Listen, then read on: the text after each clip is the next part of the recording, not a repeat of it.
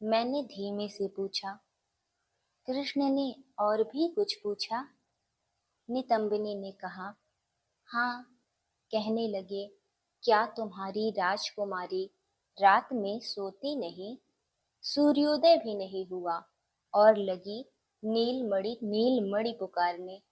आवाज में जरा भी आलस्य नहीं। बहुत मीठी है। मैं नितंबनी को झिड़क रही थी, मगर मन में एक स्वप्न की सी माया ढके ले रही थी। मुझे अंदर अजीब पुलक भर रही थी। नितंबनी ने कहा, बात पूरी कहाँ हुई? अभी से होश खोने से कैसे चलेगा? मैं सचेत हो गई।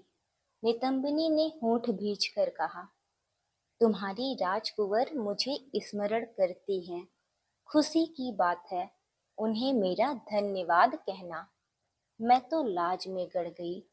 छी छी, इस नीलमणि सारिका ने मुझे कितने प्रमाद में नहीं डाल दिया। कृष्ण को कैसे मुंह दिखाऊंगी? गुस्से में रत्न पिंजर खोल दिया, नीलमणि को बाहर उड़ा दिया। कहा, जा, निकल जा, अब तू मुक्त है। मैं भी। नीलमणि फुदकती रही आंगन में। कितनी बार नीलमणि को नहीं उड़ाया। वह यूं ही फुदकती फिरती, फिर अपने आप रत्न पिंजर में जा पहुंचती। सोचा, अब भी वैसे ही करेगी। पर कुछ देर बाद वह कृष्ण कृष्ण कहती दूर उड़ गई, नीले आकाश में लीन होती गई, एक बिंदु बनकर। लगता है नीलमणि मेरे कृत्रिम रोष को नहीं समझ सकी, मुझे छोड़ वन में चली गई है। अब नीलमणि बिना दिन कैसे कटेगा? मुझे मेरे मन की बात कह कौन बहलाएगा? नितंबनी मेरा द्वंद समझ रही थी। धीरे से कहा, राजकुंवर, चिंता ना करो। जिसका नाम नीलमणि है, वह कभी धोखा नहीं देता। तुम्हें खिजाने दूर गई है, या कहीं कोई साथी पा गई? साथी मिलने के बाद रत्न पिंजर का मोह नहीं रह जाता। जैसे साथी के विचारों में रत्न पलंग पर भी नींद नहीं आती। राजकुंवर, तुम रात में बिल्कुल नहीं सोई। आंखें अब भी सपनों में खोई दिखती हैं। नींद ठीक से न आए तो आदमी सपने देखता है। नितंबनी आंचल दांतों में दबाकर कुटिल मुस्कान में हंस रही थी। नितंबनी चतुर ठहरी, कहाँ से कहाँ पहुंचा देती है बात। पर आज वह चतुराई अच्छी नहीं लगी। मैं नीलमणि की चिंता में थी। तभी नीलमणि कहीं से उड़कर आई, अचानक मेरे कंधे पर बैठ गई, चोंच में कुछ दबाए थी, मेरे जोड़े में खोस दिया और जोर से चीखी, कृष्णा, कृष्णा, कृष्णा। नितंबनी विस्मय में भरी देखती रही। इसमें विस्मय की क्या बात है? मेरा मान तोड़ने का यह कोई नया तरीका तो नहीं नीलमणि का। हर बार कोई फूल तोड़कर चोंच में ले आती और मेरे जूड़े में खोस देती है, पर कभी कृष्णा कहकर तो इसने नहीं बुलाया। मुझे राजकुंवर कहती, सदा कान में कहती, कुंवर, गुस्सा हो कुंवर, जैसे कि नितंबनी पूछा करती। पर आज कृष्णा बुलाना किसने सिखाया? नितंबनी बोल उठी, देखो तो कृष्ण की कारगुजारी। कृष्ण ने क्या किया? नीलमणि को पट्टी पढ़ा दी, कृष्णा नाम की। कैसे? तुम इधर कृष्ण कृष्ण बोलती हो, वे उधर कृष्णा कृष्णा कहते हैं। उनसे सुन आई है, कृष्णा, कृष्णा। मैं नितंबनी की अचगरी पर कभी कभी चिढ़ जाती हूँ। उस पर आज भी चिढ़ गई। नीलमणि कृष्ण के पास गई थी, खूब गढ़ा। देखो जूड़े में मयूर चंद्रिका, चंदन सुरभित। जूड़े से निकालकर मेरे आगे कर दी, नाक के आगे हिलाया, छाती को छुआया और कहा, अब तो समझे? मैं पुलक भरी विस्मय में खड़ी थी। दरअसल यह मयूर चंद्रिका मेरे पोषित मयूरों की भी ना थी। इसकी नीलिमा तो सांध्य आकाश में मेघों सी गहरी, सुंदर, विस्तृत थी। फिर चंदन की महक कहाँ से आएगी मयूर चंद्रिका में।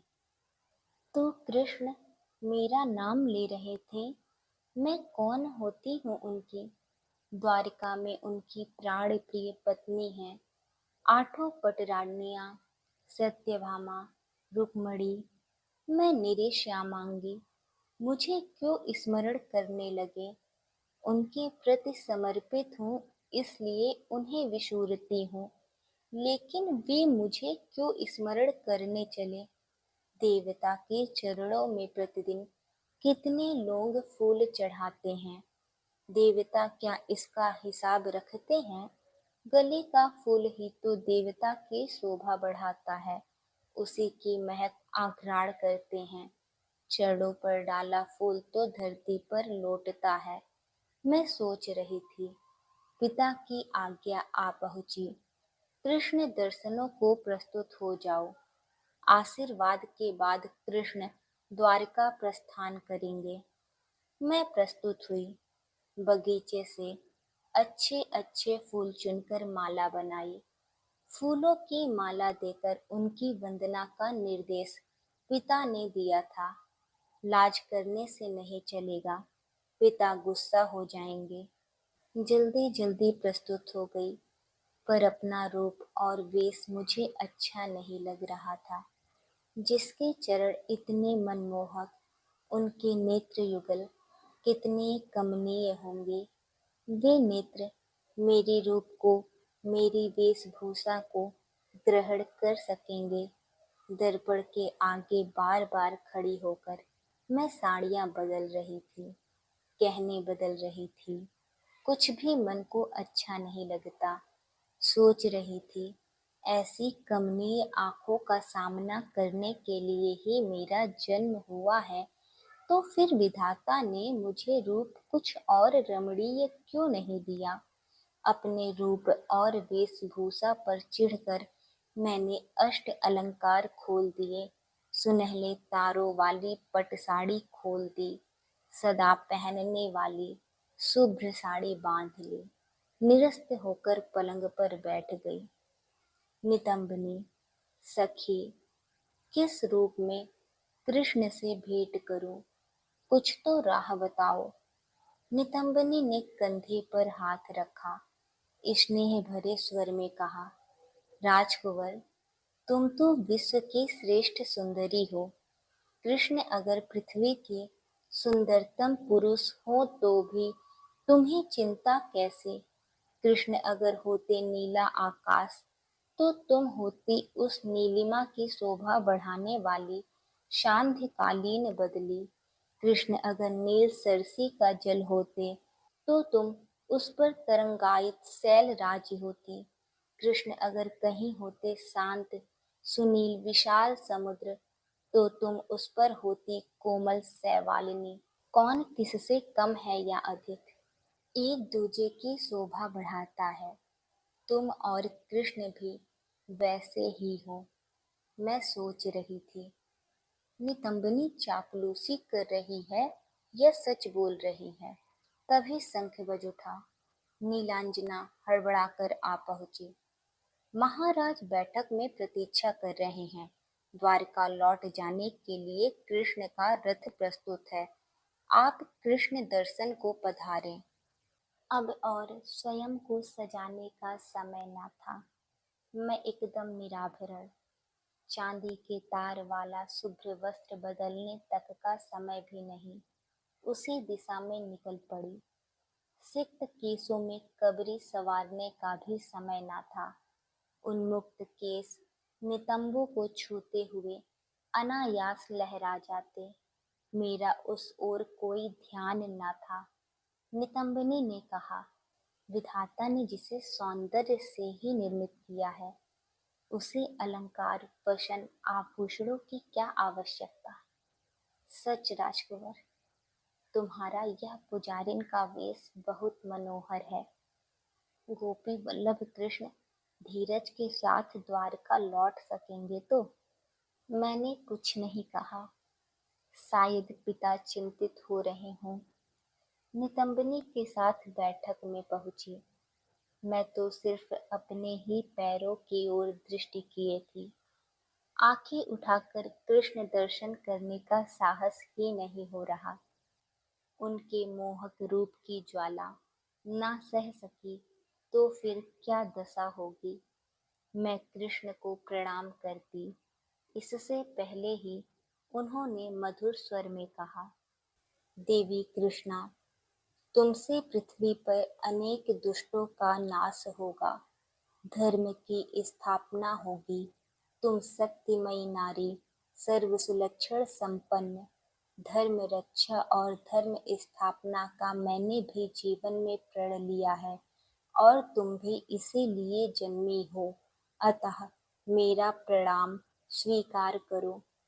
पिता ने कहा, तभी तो मैंने कृष्णा को सिर्फ कृष्ण के ही चरणों में अर्पित किया है। हे कृष्ण, नामकरण के समय से ही कृष्णा आपके चरणों में अर्पित है। कृष्णा को अपने पाद पद्म में स्थान देकर हमें कृतार्थ करें। मैं नतमुख कृष्ण के नील कमल चरणों पर दृष्टि रखे थी। कुछ क्षण उन्हीं में खोई रही। कृष्ण ने अपने पांव सरका लिए, शांत मधुर स्वर में कहने लगे, राजा द्रुपद, देवी कृष्णा साधारण नारी नहीं है। उनके लिए तो स्वयंवर का आयोजन करें। आर्यावर्त का श्रेष्ठ वीर ही कृष्णा के लिए योग्यतम पुरुष होगा। किसी के पांवों में उपयाचिका की तरह कृष्णा को अर्पित कर आप उसका अपमान कर रहे हैं। कृष्णा के लिए स्वयं को जो योग्यतम प्रतिपादित कर सके, वही कृष्णा का पाणिग्रहण कर सकेगा। पिता ने व्याकुल होकर कहा, हे कृष्ण, आर्यावर्त में आपके अलावा और श्रेष्ठ वीर कौन होगा। कृष्ण जहाँ मनोमत पुरुष हैं, वहाँ स्वयंवर के आयोजन की क्या आवश्यकता। आपके रहते स्वयंवर में कृष्णा को जीतने की और किसमें शक्ति है। कृष्ण के अलावा भी एक और है, अतः स्वयंवर बिना कृष्णा के पाणिग्रहण का अधिकार किसी को नहीं। कहकर कृष्ण मंद मंद मुस्कुरा उठे। वह मुस्कान किसी भी तरुणी के हृदय को मथ कर उसमें संचित समस्त अमृत लूट लेने के लिए मानो अभिप्रेत थी।